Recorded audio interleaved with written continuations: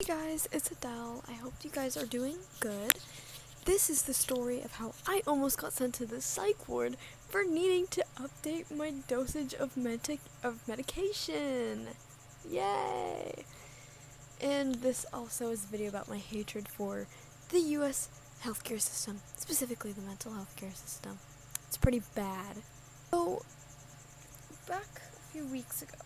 Okay, so to back it up just for some context, I have an unknown mental condition that is bad enough that my psychiatrist put me on antipsychotics. Antipsychotics help a lot. And this part of this condition is I will have episodes that are, I call them high energy and low energy episodes.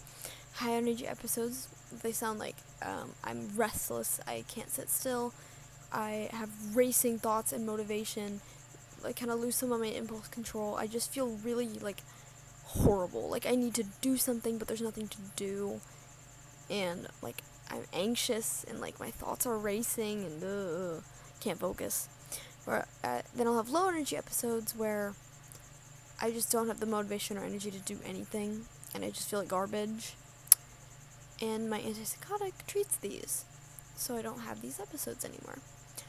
But surprise! One day, they just decided to not work. I love that for me. I was just chilling. I say one day. I noticed that it's had some warning signs for the weeks prior, I started having anhedonia. My impulse control started to lessen. I just felt off. I felt, kind of sick. I would get this really specific type of headache that I only ever got back before I was medicated, and I got it every day before I was medicated, and the back of my neck is like a tension headache, but 10 times worse. And that all started happening again, but I was like, duh, it's probably fine, I'm probably just sick or something, duh. No, I was having an episode, and I realized it one day when I was pacing around my room sweating bullets for no reason. I realized, well, you know what, I probably gotta up my dose of my antipsychotic, because clearly it's not blocking something. So, here's the thing though. It was a Saturday. You know what's not open on Saturday? My doctor's office. My psychologist's office. My mental place. My pharmacy. None of those things are open on the weekend. So, what is the only other option? There's no crisis centers near me. Well, there are, but they're not for minors. No. They literally don't let minors into their facilities, which is crazy to me, but the only other option is the ER. The ER, bro. And you know what's gonna happen if you go to the ER and say I'm having an episode.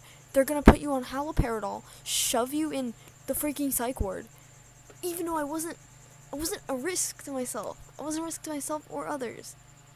So why risk going to be like, hey, can you up my dose of friggin' Abilify? Just by 3 milligrams? I need 3 more milligrams, bro. Give me 3 more milligrams. And they're gonna be like, no, you're going to the ward. And even if they're not, why would I risk that? Actually, why would I risk that? If I get sent to the ward, it would be involuntary. I wouldn't have gun rights for the rest of my life. And you might be saying, oh, Adele, how dare you harbor the desire to own a gun? In this world, what is my alternative? Just be unarmed? In my state? In my country? In the USA? Honey, no. That's a good way to die. You have to be armed. And if you go to the psych ward, you can't. You can't own a gun ever for the rest of your life, legally. Of course, you can illegally own one, but that's a whole different can of worms that I'm not opening today. But I'm sitting here, literally just unable to stop pacing. And I don't have enough meds to up my dose on my own for very long. Eventually, I just had to up my own dose. So now I actually have to go to the pharmacy tomorrow and pick up, Monday. This was a week ago, but I was gone last week. Of course, I had to go on a trip out of state.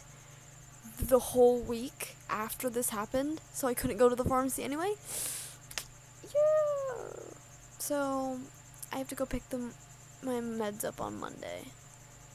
But I've been upping my dose on my own. I'm almost out of meds. It has worked. Did get really nauseous though. That's one thing with my antipsychotic. I get really horribly nauseous anytime the dose is adjusted. Not fun. Don't recommend. Especially as an emetophobe. Don't recommend. But this just brings me to a point about the U.S. mental health care system. We criminalize mental health.